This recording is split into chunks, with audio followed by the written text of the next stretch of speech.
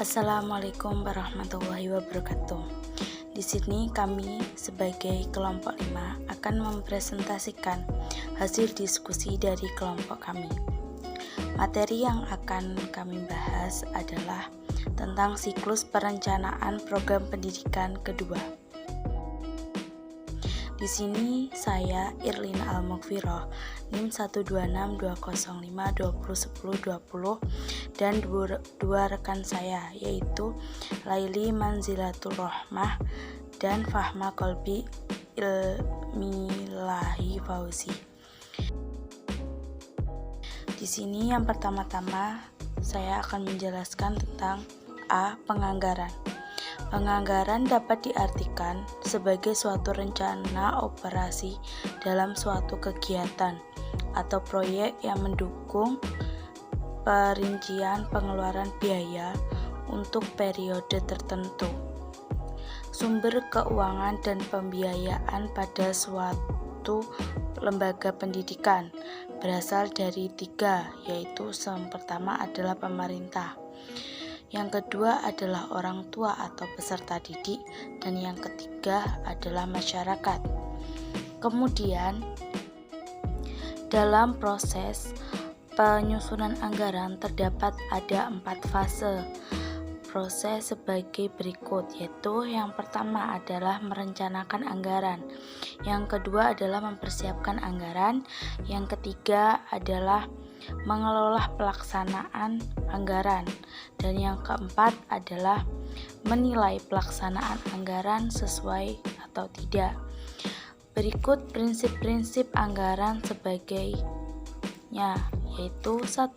Adanya pembagian wewenang dan tanggung jawab jelas dan sistematis manajemen dan organisasi. Yang kedua adalah adanya sistem akuntansi yang memadai dalam melaksanakan anggaran. Yang ketiga, adanya penelitian dan analisis untuk menilai kinerja organisasi. Yang keempat, adanya dukungan dan pelaksana mulai dari tingkat atas sampai yang paling bawah. Materi yang kedua, yang B adalah penetapan sasaran. Penetapan sasaran adalah langkah lanjutan dari perkiraan kebutuhan masa depan dan perhitungan biaya sebuah anggaran pendidikan.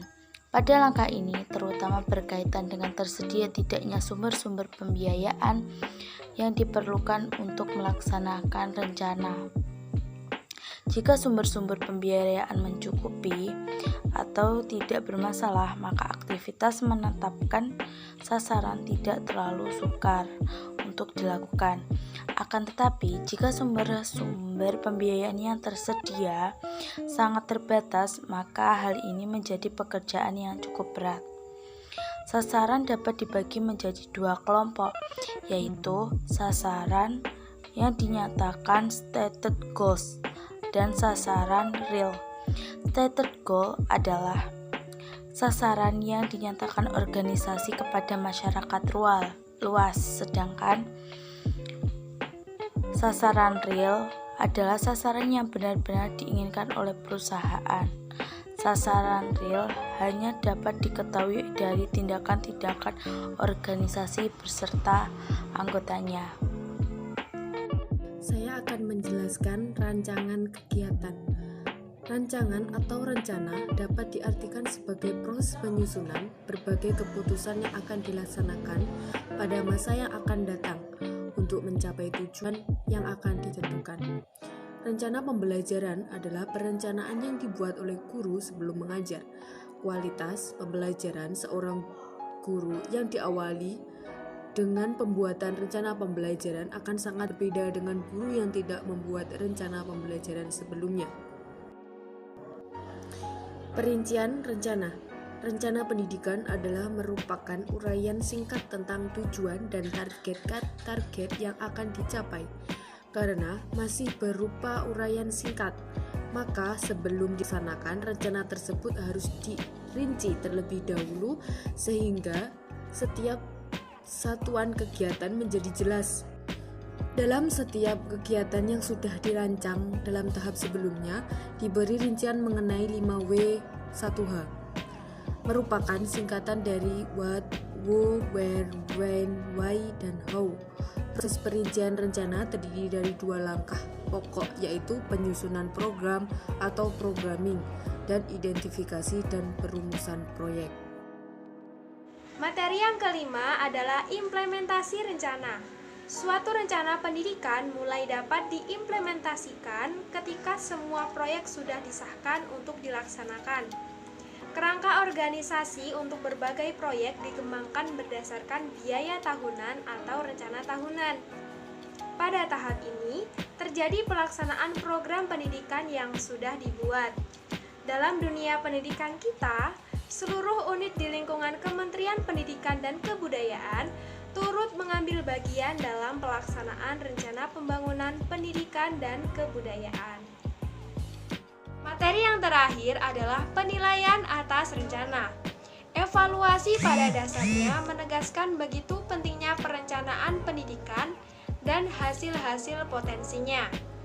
Penilaian atas rencana atau evaluasi rencana merupakan kegiatan yang terus-menerus dan bersamaan waktunya dengan pelaksanaan rencana. Namun, penyajian laporan pelaksanaan rencana tersebut dilaporkan pada waktu tertentu.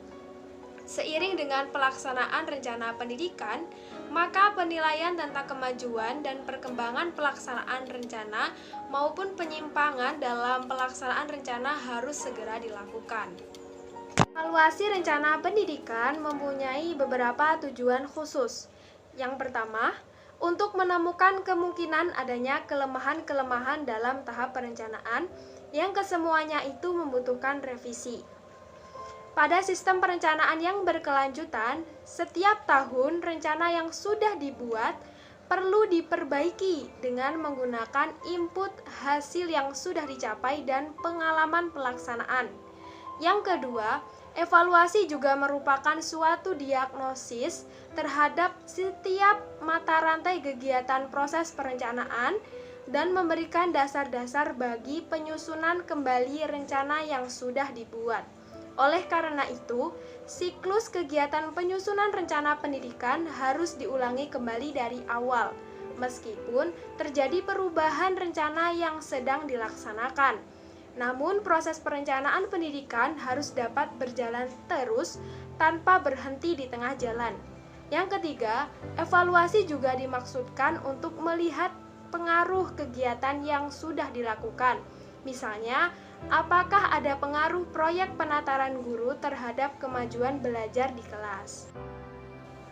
Sekian presentasi dari kelompok kami. Kurang dan lebihnya kami mohon maaf. Wassalamualaikum warahmatullahi wabarakatuh.